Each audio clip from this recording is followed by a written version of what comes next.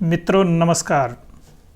आज हमारे भारतीय गणतंत्र को उसका 15वां राष्ट्रपति मिल गया है, जिसके लिए हम सबको ढेर सारी शुभकामनाएं। और वह भी इसलिए कि जो हमारे 15वें राष्ट्रपति हैं वह महिला हैं, वो भी एसटी कैटेगरी से आती हैं, शेड्यूल ट्राइब जिसे कहा जाता है। और सोचिए कहाँ से, उड़ीसा के मयूरभंज से, जो हमारे देश के सर्वाधिक पिछड़े हुए जिलों में आता है और एक आदिवासी समाज का प्रतिनिधित्व करने वाली महिला, और उसके संघर्ष के बारे में अनुमान लगाइए। आज भी हमारे देश में किसी भी महिला का एक बड़ा लक्ष्य हासिल करना और एक ऐसे मुकाम पर पहुंचना जो कि सबके लिए नज़ीर बन जाता हो, वह कोई आसान काम नहीं है। ऐसे में उसके संघर्ष को आप कैसे समझते हैं, कैसे देखते हैं, यह भी बहुत महत्वपूर्ण हो जाता है। क्योंकि ऐसे लोग जो होते हैं ना, स्कूल, कॉलेज और शहरी जीवन से जो सुविधाएं मिली होती हैं, उससे कोसों दूर रहकर अपने आप जब कुछ बनते हैं तो उनकी उपलब्धियां बहुत बड़ी हो जाती हैं। उनके जीवन का संघर्ष और उनका अनुभव अपने आप में एक अध्ययन का विषय बन जाता है। वह किसी भी स्कूल, कॉलेज, यूनिवर्सिटी से जो डिग्रियां प्राप्त होती हैं, उससे कहीं अधिक बड़ी डिग्रियां उनके पास उनके जीवन का संघर्ष और अनुभव उन्हें प्रदान करता है, और उसी का परिणाम उनकी उपलब्धि होती है। आप किसी भी व्यक्ति को लीजिए जो इस तरह के समाज से, समुदाय से, क्षेत्र से आता है, तो उसके जीवन के बारे में देखिए, सोचिए। ख़ास तौर पर हमारा भारतीय समाज जो जाति, धर्म, पंथ और भी बहुत सारी चीज़ों में बटा हुआ है, और उसके अगड़े पिछड़े होने के इतने सारे पैरामीटर्स हैं कि कौन सा सही है, कौन सा गलत है, किसे माना जाए, किसे न माना जाए, या किसे कब और कैसे माना जाए, यह तय कर पाना आसान नहीं है। तो फिर इस तरह के जीवन संघर्ष से जिन्होंने भी कुछ भी हासिल किया है, उन सबको हमारी तरफ से ढेर सारी शुभकामनाएं, और जितनी भी उनकी प्रशंसा किया जाए वह कम होगी। अब हम कुछ राजनीतिक क्षेत्र में ऐसे लोगों का नाम ले सकते हैं जो इस तरह के समुदाय और समाज से संबंध रखते हैं। जैसे हम अपने उत्तर प्रदेश का ही नाम लें, बहन मायावती, माननीय मुलायम सिंह यादव जी, या फिर और भी आप अगर बिहार से नाम लीजिए तो लालू प्रसाद यादव, जो समकालीन राजनीति में कुछ सालों में चर्चा में रहे हैं। इससे पहले भी बहुत सारे लोग हैं, पर आज की पीढ़ी उनसे शायद कनेक्ट नहीं है, और हम उनके बारे में उतना पढ़ते लिखते जानते भी नहीं हैं। तो वर्तमान में जो लोग हमारे सामने हैं और जिस समुदाय से वो संबंध रखते हैं, उनकी उपलब्धियों को सोचिए, तो वो कोई कमतर उपलब्धियां नहीं हैं, वो भी बहुत बड़ी उपलब्धियां हैं। अपने प्रधानमंत्री नरेंद्र मोदी जी को देखिए, उनके जीवन का अचीवमेंट देखिए, उसके संघर्ष को समझने की कोशिश करिए, जो जीवन का संघर्ष है। क्योंकि उनके जीवन में जो उन्होंने संघर्ष किया है और जिस तरह से आगे बढ़े हैं, उसकी तुलना किसी और से नहीं की जा सकती है। तो ये हमारी जो राष्ट्रपति हैं, 15वीं राष्ट्रपति हैं, और आज 25 जुलाई 2022 को संसद के सेंट्रल हॉल में उन्होंने शपथ ग्रहण किया। और हमारी पुरानी संसद में यह अंतिम शपथ ग्रहण समारोह था, क्योंकि शीतकालीन सत्र से जैसा कि संभावित है कि नए संसद भवन का उद्घाटन हो जाएगा और सारा कामकाज वहाँ शिफ्ट हो जाएगा।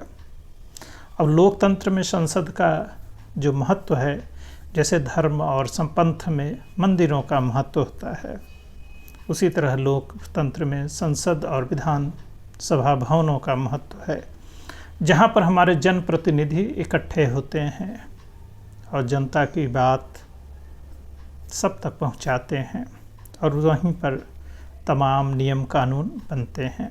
तो हमारी जो राष्ट्रपति हैं द्रौपदी मुर्मू बेहद सादगी पसंद, एक आम भारतीय महिला को कैसा होना चाहिए या फिर वह कैसी होती है, वह उसका प्रतिनिधित्व करती हैं। और उनकी समझ और जो बात वो कहती हैं, उसमें जो सादगी और ईमानदारी है, उसे सुनकर हम हर बार अभिभूत हो जाते हैं। अब सोचिए, उसमें बड़े विद्वता के शब्दों की आवश्यकता नहीं होती है। जब आप सच्चे और ईमानदार होते हैं और आप जो कह रहे होते हैं उसमें जब सच्चाई होती है, तब आपको किसी और चीज़ की ज़रूरत नहीं रहती है। तो हमारी जो राष्ट्रपति हैं वो उसी सच्चाई, ईमानदारी, सादगी का प्रतीक हैं। और उन्होंने अभी जो उनके 2-4 दिनों से संवाद चल रहा है, उसमें वो यही कहती हैं कि मैं कोशिश करूँगी कि मैं लोगों की अपेक्षाओं पर खरी उतरूँ। मैं अगर अच्छा न साबित हो सकूँ तो कोई बात नहीं, लेकिन मैं आपसे वादा करती हूँ कि मैं बुरा तो बिल्कुल भी साबित नहीं होऊंगी। यह विश्वास बहुत बड़ी चीज़ है कि मैं बुरा नहीं साबित होऊंगा, नहीं होंगी। और सबसे बड़ी बात यह है कि जब से नरेंद्र मोदी हमारे प्रधानमंत्री बने हैं, तो राष्ट्रीय गौरव, स्वाभिमान और सम्मान की जो बात होती है, उसको व्यक्त करने के जो हमारे तरीके हैं, अब जो संकोच हुआ करता था वह लगभग ख़त्म हो चुका है। हमारी अपनी एक सांस्कृतिक विरासत है, परंपराएं हैं, जिसे हम सदा से लेके चल रहे हैं। हमें उस पर गर्व करना है और उसको सही ढंग से प्रस्तुत करना है।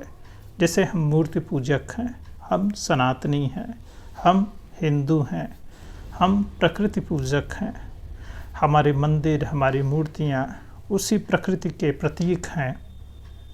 जो प्रकृति की शक्तियाँ होती हैं, उसी को हम शिव के रूप में, तो कभी विष्णु के रूप में, कभी नंदी के रूप में, मतलब जो भी मूर्तियाँ हैं, जो भी देवी देवता हैं, इन्हीं प्राकृतिक शक्तियों के प्रतीक हैं और हम उनको मूर्त रूप में व्यक्त करते हैं।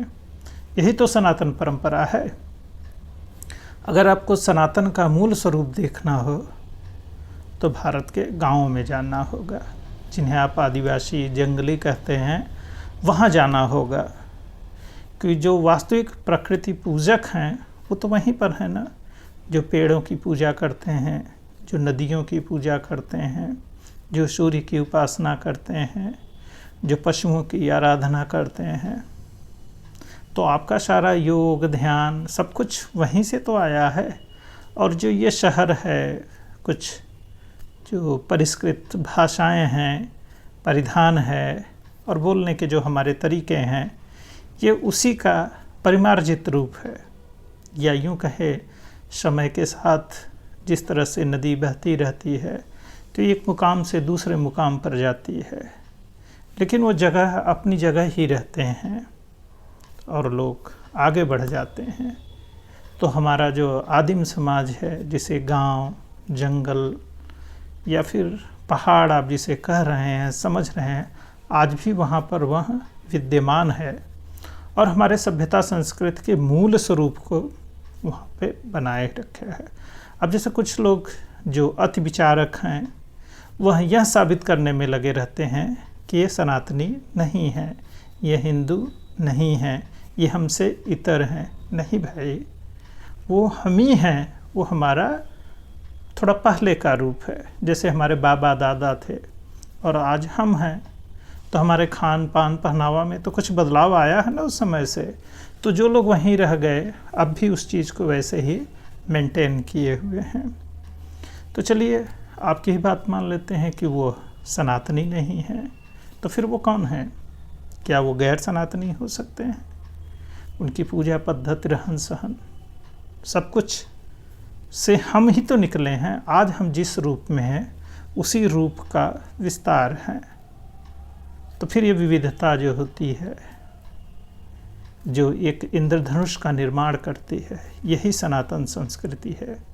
और वर्तमान सरकार की सबसे बड़ी उपलब्धि या फिर देन यही है कि हम आत्मगौरव करना सीख रहे हैं और उसे व्यक्त भी कर रहे हैं। हमारे राष्ट्रपति, हमारे प्रधानमंत्री या फिर हमारे अब जो भी जनप्रतिनिधि हैं, उनको मंदिरों से कोई परहेज़ नहीं है, उनको तिलक लगाने से भी कोई परहेज़ नहीं है। वो मंत्रों का उच्चारण करते हैं, मंदिर जाते हैं, रुद्राभिषेक कर रहे हैं।